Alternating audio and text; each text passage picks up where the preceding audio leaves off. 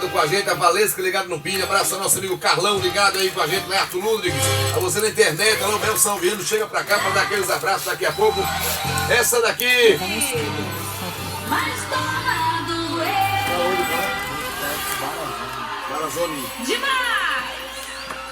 Essa meu amigo Mochi pediu lá direto do Boteco Barazone, convidando o Bruno Luna, os amigos para se encontrarem nessa festa bonita que hoje é agora aniversário do Morto, do Bruno Luna.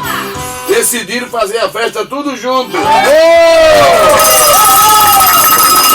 E aí eu tô sabendo que o meu amigo Gabriel hoje tá arretado, o nosso amigo Rominho tá indignado, Paulo Ureia ficou brabo, Rodolfo Pulacho tá com duas cortesias lá de lá e... Vai.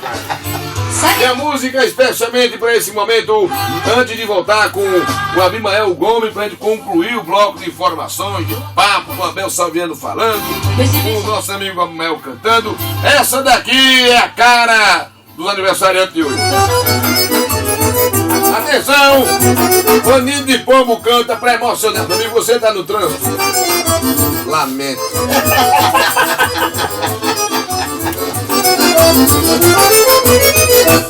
Deixa comigo que eu vou levar você num lugarzinho bem escondido.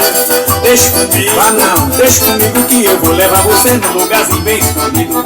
Vou te levar pro cantinho reservado com ar-condicionado, telefone se cobrar, videocassete, espelho por todo lado, que é bom estar guardado, sei que você vai gostar. Videocassete, espelho por todo lado, que é bom estar guardado, sei que você vai gostar. Deixa comigo que eu vou levar você num lugarzinho bem